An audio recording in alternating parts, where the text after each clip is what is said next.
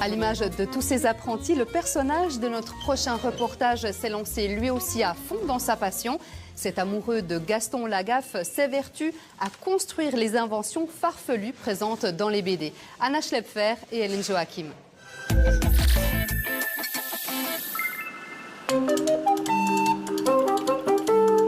Quand j'étais enfant, je lisais énormément de bandes dessinées. Et j'aimais particulièrement dans les bandes dessinées de Gaston Lagaffe, c'est son côté totalement atypique. C'est la voiture de Gaston Lagaffe, la célèbre Fiat 509 qu'il conduit dans la BD.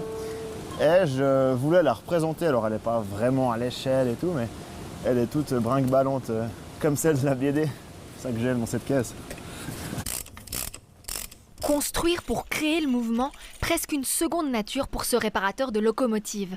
David Ansermin, dit David Foutimasseur, vient dans cet atelier qu'il partage avec d'autres artistes presque tous les jours après le travail, pour donner vie à ses rêves d'enfant.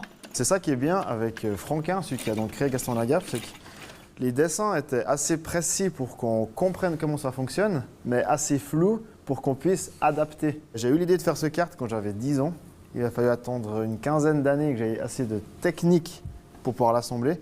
Et une fois que j'ai commencé à le faire, il m'a fallu 5 ans pour le mettre au point. Parce que la mécanique est tellement petite, c'est tellement rikiki que ça ne marchait pas du premier coup. Mais maintenant, ça fonctionne même très bien.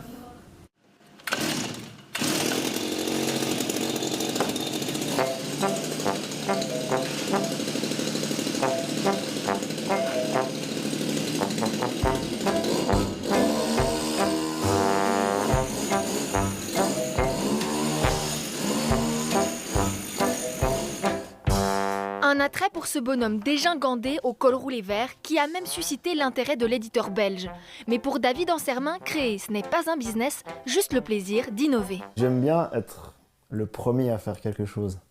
Par exemple, comme pour le mini-kart, c'est un dessin qui date des années 70, mais je suis le premier à l'avoir fait en vrai. Mon père était marionnettiste, puis ma mère avait ce côté obstiné, toujours faire, quand on commence quelque chose, le finir jusqu'au bout. Et du coup, avec mes deux parents, depuis le plus jeune âge, j'ai aimé construire des choses. Et justement, pour sa prochaine construction, il quitte l'univers de Gaston. Mais une chose est sûre, là encore, ce sera un pionnier à n'en pas douter. Ça va s'appeler le cartonneur. C'est donc un conteneur à poubelle qui va être transformé en carte.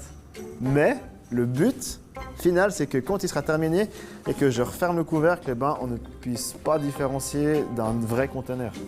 Ça va vraiment servir à rien, juste à me faire rigoler.